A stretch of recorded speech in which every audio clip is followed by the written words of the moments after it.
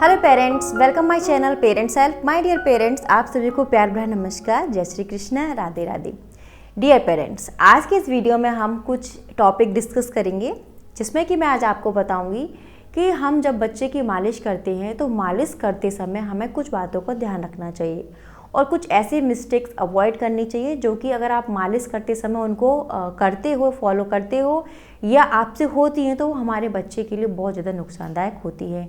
तो कुछ ऐसे टिप्स मैं आपको बताऊंगी जो कि मालिश करते समय आपको बिल्कुल भी नहीं करनी है, जो हमारे बच्चे के लिए बहुत ज़्यादा नुकसानदायक होती हैं। तो कौन सी ऐसी बातें हमें फॉलो करनी है, तो प्लीज़ वीडियो को एंड तक ज़रूर देखिए, तभी आपको मालूम पड़ पाएगा कि क्या चीज़ हमें करनी है, क्या नहीं करनी है। देखिए, हर माँ अपने बच्चे की मालिश करती है जिससे हमारी बच्चे की जो मसल्स हैं, जो बोन्स हैं, वो स्ट्रॉन्ग रहें। मालिश करने से बच्चे का जो पाचन तंत्र है वो भी दुरुस्त रहता है, बच्चे को भूख लगती है, बच्चे की हड्डियां मजबूत रहती हैं, ऑल ओवर बच्चे का डेवलपमेंट अच्छा होता है।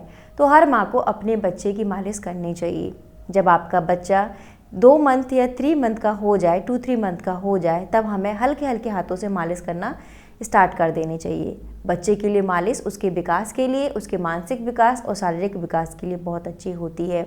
अगर हम सही तरीके से मालिश करते हैं तो बच्चे का विकास अच्छे तरीके से होता है, और वहीं हम गलत तरीके से मालिश करते हैं तो बच्चे के लिए वो हार्मफुल होता है।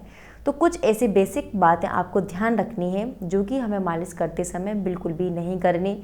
अगर आप ये गलतियाँ दोहराते हो तो वो हमारे बच्चे के लिए बहुत ज़्यादा हार्मफुल हो सकती हैं। सबसे पहले आपको कौन सी गलती नहीं करनी है? नंबर 1 है कि जब आप अपने बच्चे की मालिश करते हैं तो मालिश, कुछ जो मदर्स होती हैं, हम अपने जो बड़े होते हैं घर की, उनकी बात को बहुत फॉलो करते हैं। हमारे घर के बड़े कहते हैं कि बच्चे की धूप में मालिश करो, धूप में मालिश करने से बच्चा बहुत तंदुरुस्त होगा। बिल्कुल सही बात है, धूप में मालिश करने से बच्चा तंदुरुस्त होता है, लेकिन हमें बहुत ही शॉर्ट टाइम के लिए बच्चे को धूप में ले जाना है, एकदम डायरेक्ट सनलाइट में नहीं ले जाना। उससे क्या होता है कि आप बहुत देर तक बच्चे की मालिश यदि धूप में करते हो तो उससे बच्चे की जो स्किन है वो काली पड़ जाती है, बच्चे का रंग है वो काला पड़ जाता है। तो कोशिश करें कि आप एक कर्टेन टाइप का कुछ ऐसा रखें जिससे कि धूप छनकर बच्चे को आ रही हो तो वो धूप बच्चे को नुकसान भी नहीं करेगी और बच्चा काला भी नहीं पड़ेगा। तो इस तरीके से आप अपने बच्चे की धूप में मालिश कर सकती है, लेकिन डायरेक्ट उसे धूप में आप ना लाएं, क्योंकि उससे बच्चे की जो स्किन है, जो कलर है, वो डार्क होने के चांसेस होते हैं। कोशिश करें हफ्ते में 2 या 3 दिन आप धूप में मालिश करें, डेली ना करें, ठीक है। तो उससे बच्चे की जो बोन्स है वो भी स्ट्रॉन्ग होंगे और विटामिन और कैल्शियम भी बच्चे को भरपूर मात्रा में मिलेगा। तो आप इस तरीके से बच्चे की धूप में मालिश करने से अवॉइड करें, एकदम डायरेक्ट आप सनलाइट में बच्चे की मालिश ना करें। दूसरी बात आपको क्या ध्यान रखनी है कि हम बच्चे को, अगर गर्मी में हम मसाज कर रहे हैं, यदि आप गर्मी का टाइम है और गर्मी के समय में बच्चे को मसाज कर रही हैं तो ध्यान रखें फ़ैन ऑफ रहना चाहिए, या 1 नंबर पर आप उसको चला सकते हैं, बहुत ही कम स्लो चला सकती हैं। डायरेक्ट तेज़ हवा में बच्चे की मालिश ना करें। यदि आप ऐसा करती हैं, तेज़ हवा में अपने बच्चे की मालिश करती हैं, तो उससे क्या होगा, बच्चे को फ़ायदा तो नहीं मिलेगा, बच्चे की बोन्स में दर्द होगा, बच्चे की मसल्स में दर्द होगा, क्योंकि एक तरह आप क्या कर रहे हो कि बच्चे की मालिश कर कर उसके टेम्परेचर को बढ़ा रहे हो। बच्चे का टेम्परेचर बढ़ जाता है, मालिश करने से बच्चे की बॉडी वार्म अप हो जाती है, और वहीं आप फ़ैन चला रहे हो तो वो क्या करता है, कूल करता है। तो ठंडा गर्म बच्चे को नुकसान कर सकता है, बच्चे को जुकाम हो सकता है, बच्चे की हड्डियों में दर्द हो सकता है, बच्चे की मसल्स में दर्द हो सकता है। तो आपको ये भूल कर भी नहीं करना कि आप, गर्मी का मौसम है और गर्मी के मौसम में यदि आप बच्चे की मसाज कर रहे हैं तो फ़ैन या कूलर बिल्कुल बंद रखें, एसी भी आपको नहीं चलाना है। ये सारी चीज़ें आपको अवॉइड करनी है। इन सब चीज़ों में आपको अपने बच्चे को रखकर मालिश नहीं करनी है। बात सर्दियों के समय में है, तो सर्दियों के समय में आप रूम का टेम्परेचर मेंटेन करके रखें, बहुत ज़्यादा ठंडा नहीं होना चाहिए। अगर बहुत ज़्यादा ठंडा है रूम तो थोड़ा सा हीटर वगैरह आप जला कर रखें, क्योंकि बच्चे को सर्दी लग जाएगी। आप इस बात का ध्यान रखें, रूम का टेम्परेचर है वो मेंटेन करके रखें, ना तो बहुत ज़्यादा ठंडा होना चाहिए और ना ही बहुत ज़्यादा गर्म होना चाहिए। अगर आप रूम का टेम्परेचर मेंटेन करके रखेंगी तो बच्चे की आराम से मालिश हो सकती है, किसी प्रकार की कोई दिक्कत नहीं होगी।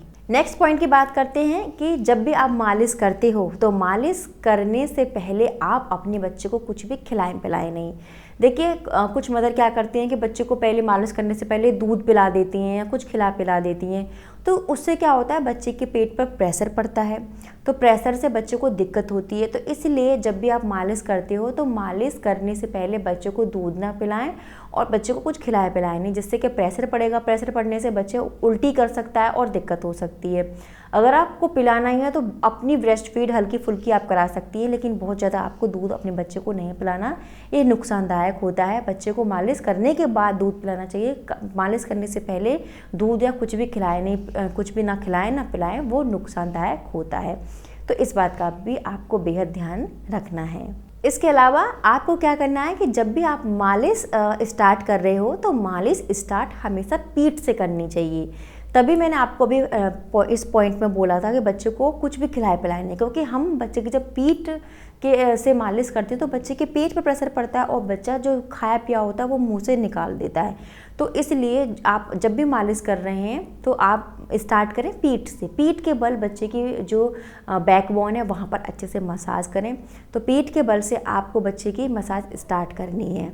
इसके साथ ही आप जब भी मसाज करते हैं तो आप बच्चों के सबसे पहले पैर लीजिए, पैरों की मसाज करिए, दोनों तरफ से उल्टा करके सीधा करके पैरों की मसाज करने के बाद फिर उसकी बैकबोन यानी पीठ लीजिए। पीठ लेने के बाद फिर आप उसके हाथ, पैर, पेट, टमी इनकी मसाज कर सकते हैं, लेकिन शुरुआत आपको उनके पैरों से करनी है, फिर देन आपको पीठ से करनी है, फिर इस तरीके से आप बाकी के बॉडी पार्ट्स की मसाज कर सकते हैं। वो सबसे अच्छा माना जाता है। कुछ माएँ क्या करती हैं कि बच्चे की मसाज करें और मसाज करने के बाद उसे इमीडिएटली नहला देती हैं। ये बहुत गलत है।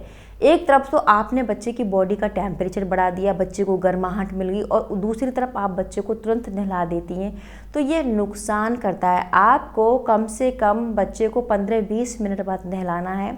इस बात का ध्यान रखना है कि आपने अपने बच्चे की मालिश करी है तो मालिश करने के बाद उसे तुरंत ना नहलाएं। अगर आप उसे तुरंत नहलाओगे तो उसकी हड्डियों मजबूत तो नहीं होंगी, बल्कि उसकी हड्डियों में दर्द होना स्टार्ट हो जाएगा। तो आप कोशिश करें कि उसको कम से कम 15-20 मिनट बाद ही बात दें।